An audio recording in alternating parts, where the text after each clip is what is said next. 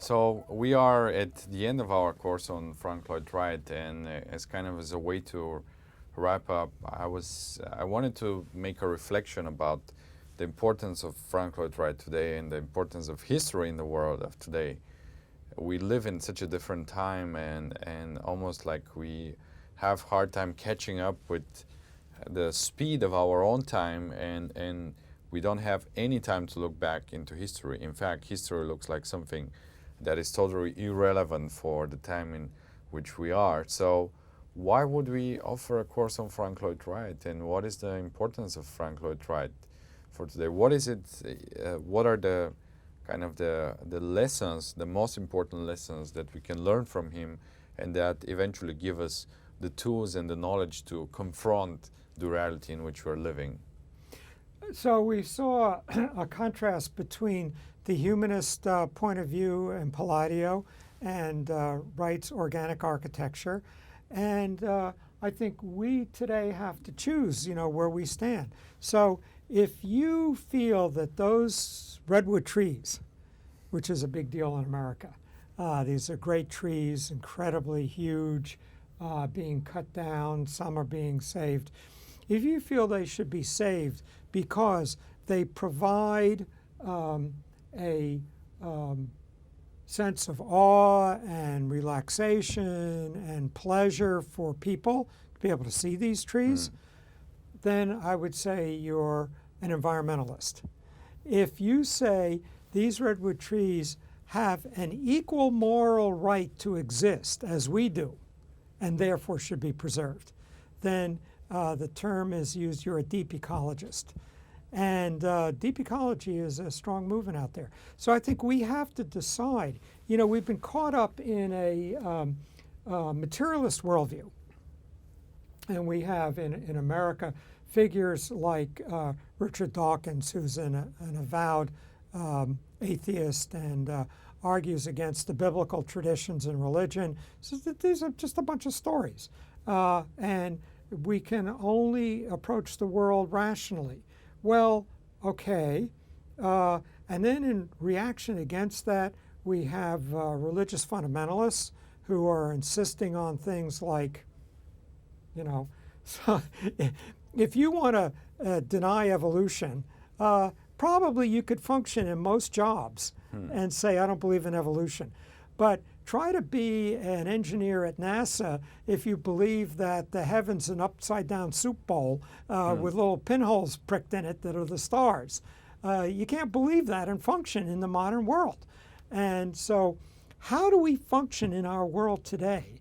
Are we forced to choose between a stark nihilistic materialism and a fundamentalist irrationality? Those are two choices.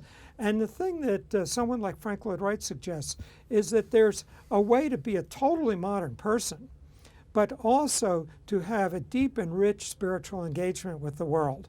And I think that's something we can get out of Frank Lloyd Wright, we can get out of Louis Kahn. We absolutely do see that in Mies van der Rohe. And then read Le Corbusier's poem of the right angle. And there's a totally spiritual point of view there.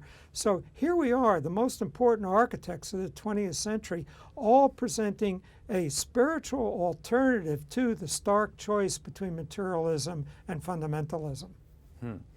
Well, we have the opportunity to look at some of the greatest architects in the 20th century, and it strikes me how deeply engaged they are with spirituality, how deeply engaged they are with history and with culture. Le Corbusier has said that his only teacher ever was history, that everything that he did was because he learned from history, and he was so much related to the classical spirit. And if we think about the world in which we live today, I have to say that there is very little spirituality in architecture. There is very little understanding of culture, and most of it is about image.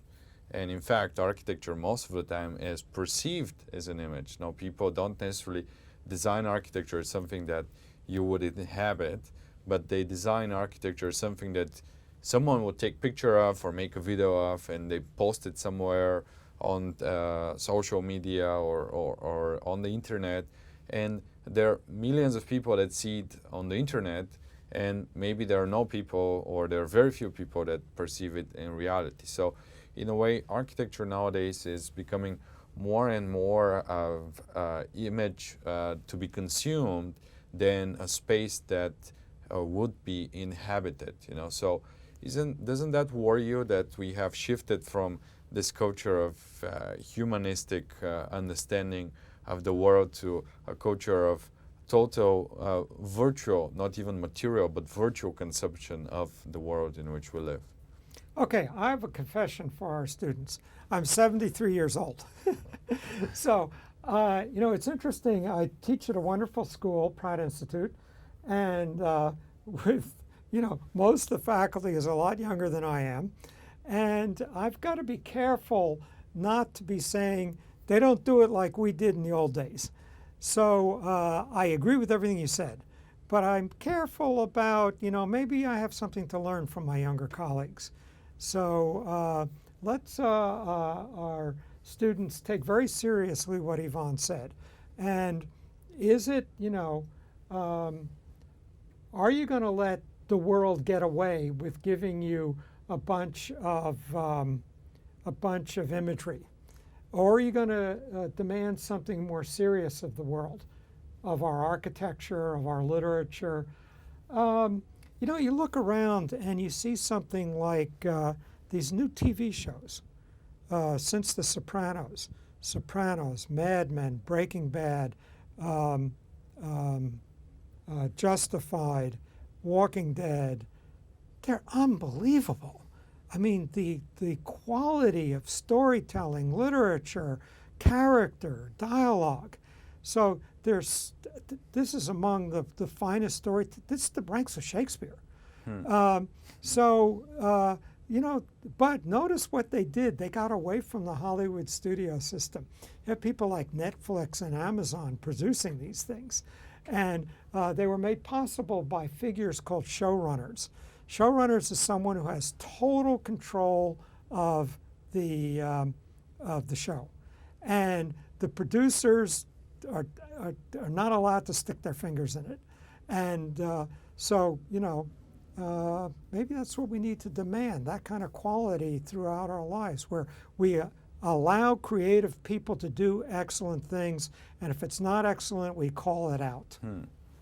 Well, I'm certainly really thankful for you sharing your culture, your knowledge, and for your generosity and for your worldview that you have generated and refined during all these 73 years. And luckily, video and online education is for us a way to kind of capture this remarkable knowledge and experience, and to leave it for the generations to come who have a lot to learn from you.